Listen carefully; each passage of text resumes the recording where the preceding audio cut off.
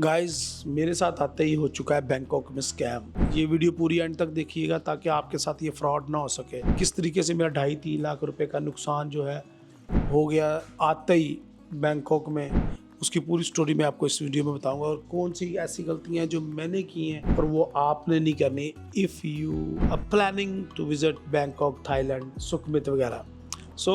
Scene कुछ ये थे कि हम सुबह 6 बजे परफेक्ट टाइम लैंडिंग की है इधर बैंकॉक में। जैसे ही हमने थाईलैंड में लैंडिंग की तो उसमें सबसे बड़ा इशू था टू चूज़ योर ट्रांसपोर्टेशन ताकि तुसी एयरपोर्ट तक हम आ सकें।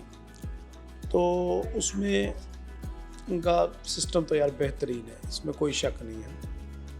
आप आते हो तो अलग अलग बूथ्स लगे हुए हैं, वीडियो में मैंने दिखाया भी हुआ है कि आपने जिस एरिया में जाना है उस एरिया के बूथ से आप टिकट लेंगे। अपने लॉन्ग रूट पे जाना है, शॉर्ट रूट पे जाना है या रैंडम जाना है, आप उस हिसाब से अपनी बूथ अलग अलग बने हुए हैं। उनमें से किसी एक बूथ में आप जाएंगे अकॉर्डिंग टू योर रिक्वायरमेंट और आप उसमें से टिकट हासिल करेंगे और उस टिकट के ऊपर टैक्सी नंबर लिखा होगा। जिस टैक्सी का नंबर आएगा आपने सिर्फ वही उठानी है और कोई आप टैक्सी नहीं ले सकते और कोई भी आपको रैंडम या स्ट्रेंजर ड्राइवर पिक भी नहीं कर सकता फ्रॉम एयरपोर्ट। ये बहुत एक बड़ा अच्छा उनका सिस्टम है। खैर उसके क्या फ़ायदे थे ये बेसिकली तो मुझे लग रहा था यानी क्या फजूल चीज़ें हैं, ऐसा नहीं होना चाहिए वगैरह वगैरह, लेकिन उसके क्या फ़ायदे हुए बाद में वो मैं आपको बताता हूँ और किस तरीके से मेरा 3 लाख रुपए का नुकसान हो गया या होते होते बच गया। किस तरीके से the system help me to recover my losses. So एक और बड़ी अच्छी बात यह है कि स्पेशल पर्सनस के लिए वहाँ पे बूथ अलग है, क्योंकि स्पेशल पर्सन छोटी गाड़ी में बैठेगा नहीं, नॉट इन कार, उसकी व्हील चेयर नहीं आएगी या सामान नहीं आएगा, तो उसके लिए बड़ी SUVs होती हैं। तो स्पेशल पर्सन को दे अलॉट SUVs और SUVs का 5 रेट ज़्यादा होता है। यानी कि यहाँ पे जो थाई बात है वो अगर आम कार 35 लेती है तो SUV 40 लेगी, तो वो इतना बड़ा इशू नहीं है। खैर हमने वहाँ से टिकट ली, हम अपनी कार तक पहुँचे SUV और SUV में बैठ गए और यहाँ पे अपने होटल की डायरेक्शन उसको दे दी कि हमें होटल में ले चले। और होटल के जब गाड़ी में बैठ गए तो इन पाकिस्तान में हमारी क्या आदत है कि हम अपनी गाड़ी में बहुत ज़्यादा सामान फेंक देते हैं। वॉलेट इधर रखा हुआ है और चाबियाँ उधर फेंकी हुई हैं, मोबाइल उधर रखे हुए हैं, कैमरास एवरीवेयर। क्योंकि मैं अपनी गाड़ी ड्राइव करता हूँ तो आदत नहीं है, तो उसी आदत के अनुसार मैंने प्रिकॉशंस लिए और अपना सारा सामान कार में बैठता ही बखेर दिया। तो जब मैंने अपना सामान बिखेर दिया तो जब हम अपने होटल में पहुंचे, जिसमें इस टाइम मैं बैठा हूँ, ये सुखमित डाउनटाउन एरिया जो मेन सिटी है वो है। और जब इस एरिया में पहुंचे तो हम अपने टैक्सी से निकले और ये अराउंड कोई 8 बजे हम होटल पहुंच जाते हैं। अब 9 हम सारी रात के जागे हुए हैं, हमने प्लेन में नहीं सोए तो हमें नींद आई हुई है। तो we pay some extra money in hotel to get early check in. तो जब हम अर्ली चेक इन ले लेते हैं तो हम जाके सो जाते हैं मस्त होकर अपना सामान रख के। होता ये हुआ कि 12 बजे के करीब मुझे कॉल आती है जी कि आप अपना कैमरा गाड़ी में भूल आए हो, तो वो कैमरा आ रहा है या आ गया है। अब मुझे कुछ नहीं समझ आती, मैं नींद में हूँ, मुझे ये भी नहीं पता कि मेरा कोई कैमरा गाड़ी में रह गया है। उस वक्त तक मुझे कोई आइडिया नहीं। मैंने कहा ओके ओके ओके ओके, मैंने ओके ओके करके फ़ोन बंद कर दिया, क्योंकि इन लोगों की भी इंग्लिश बहुत ख़राब है। तुम्हारी इंग्लिश तो क्या ही ख़राब होगी, हमारी इंग्लिश तो कुछ भी ख़राब नहीं है, हम इनकी समझ नहीं आती कुछ भी। खैर मैं नीचे आया, मैंने पता किया हाँ भाई क्या बात है। उन्होंने कहा जी कि कैमरा ड्राइवर ने कॉल किया कि आप गाड़ी में भूल गए और driver will give you the camera here, deliver करेगा यहाँ पे, तो वेट करें आप। मैं फिर ऊपर गया, मैं फिर सो गया क्योंकि मैंने सामान चेक कर लिया था, मेरा DJI Action 4 मिसिंग था। तो मैंने कहा ये तो बड़ा काम ख़राब हो गया।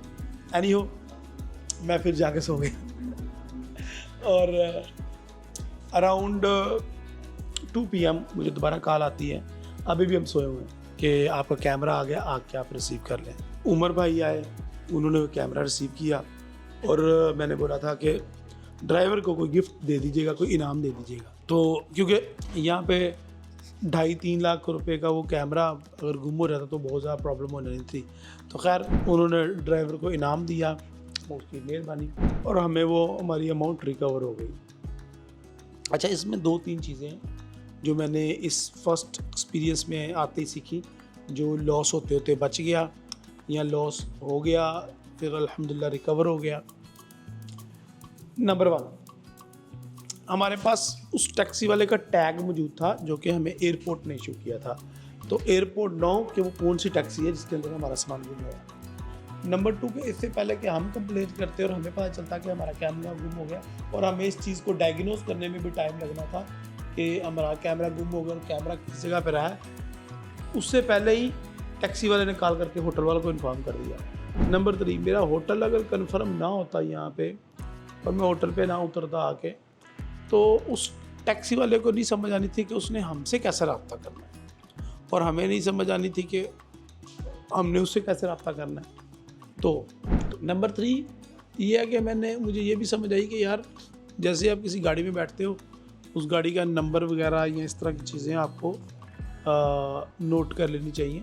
सो आपको अगर अल्लाह ना करे ज़रूरत पड़े तो आप इस्तेमाल कर लें। नंबर 4 होटल आपका कंफर्म होना चाहिए। एंड एक और भी बात थी कि यहाँ का लोग जो है ना वो थोड़ा सा एक किस्म का अलग किस्म का इनका बिहेवियर होता है, एटीट्यूड होता है। हमें लगता है शायद ये बड़े ऑकवर्ड हैं, बड़े खुश्क हैं, बड़े कोऑपरेटिव नहीं हैं, लेकिन एक दफ़ा इनके साथ आपका मामला हो जाए तो उसके बाद they are very polite. In Thailand, Bangkok, तो अभी तक का तो ये बिहेवियर और इनकी समझ आई है लोगों की। और ओवरऑल अभी तक यहाँ पे मुझे कोई भी इशू फेस नहीं करना पड़ा। जो सुना हुआ था कि यहाँ पे आपका टैक्सी वाले सामान लेके भाग जाते हैं या फिर इस तरह के इश्यूज़ मैंने सुने हुए, तो वो कोई भी ऐसा इशू अभी तक हमें फेस करने को नहीं मिला, अल्हम्दुलिल्लाह सुम्मा अल्हम्दुलिल्लाह। और 2.5 से 3 लाख रुपए का ये हमारा नुकसान है, ये भी by the grace of almighty, Allah बच गया, वरना हंसी पे गेम पवाई बैठे से। खैर अभी हम पॉकेट जा रहे हैं, वहाँ का एक्सपीरियंस भी चलेगा। This is a very big city, Bangkok, Thailand, इसके इर्द गिर्द मतलब ये सबसे छोटी बिल्डिंग यही होगी जिसके अंदर हम बैठे हैं, और ये भी कोई 25-30 माले की है, और बाकी कोई 50 है, कोई 40 है, कोई 100 है, कोई 150 है, इस तरह की बिल्डिंग्स हैं यहाँ पे। और एक चीज़ और यहाँ पे नई देखने को मिली जिसको मिस करते हैं, यहाँ पे इंक्रोचमेंट नहीं, मतलब बाज़ार हैं तो बिल्कुल